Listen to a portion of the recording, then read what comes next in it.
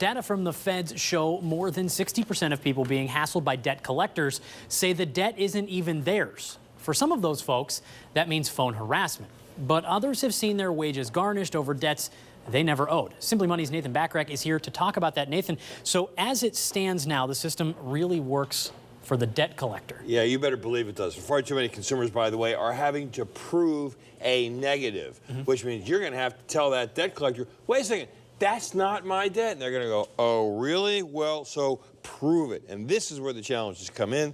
And then, of course, even after you prove it, there are companies out there that will buy debt. And all of a sudden, just when you've done the whole process and you're feeling kind of, well, I got that out of the way, you find out that debt got sold to another company, and it's like Freddy Krueger from Friday the 13th. Yeah. They're back, and they're dialing again saying, hey, you owe me the money, and you got to start all over again. I know sometimes it's like that with my student loans. And my student loans have been sold to a few different companies, and I'm still paying on them either way. Either way you look at it. Yeah, I understand that. It's a lifetime of payments. So anyway, what a lot of people might not realize is just giving in and paying, even on that old debt that was yours, can actually end up still hurting you. Yeah, well, first off, once you start paying just to say, oh, I'm going to get rid of them, here you go, 20 bucks a month, whatever you settle with, great. You're admitting that that debt is yours. And so you're not getting rid of it. You're leaving a mark on your credit that could be there for years and could lower your credit score and mean that everything else that you borrow money for, like a car and a house and credit cards, is all going to cost more money. So we want to talk about some changes here. What would be different, you know, if there are laws that are changed regarding the way these debt collectors kind of handle their business? Well, they're going to be limited to how often they can call you, up to 6 times a week. They're going to be limited to the time when they can call you, for sure. That's going to be important.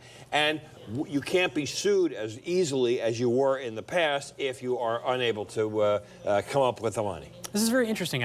I think, at least for me, and I would imagine a lot of people watching right now, this is something they may have never thought about. They're thinking, I'm doing what I'm supposed to do, I'm paying what I'm supposed to pay, but there's always more to it. 60% of people with of any of our viewers who have a debt are going to be hassled at some point by somebody trying to collect that debt. You've got to know your rights. It's very important. Now, something our Dan Wells did that's very interesting, something I don't know that I could live by. He was doing the 30-day cash challenge. Let's talk about that.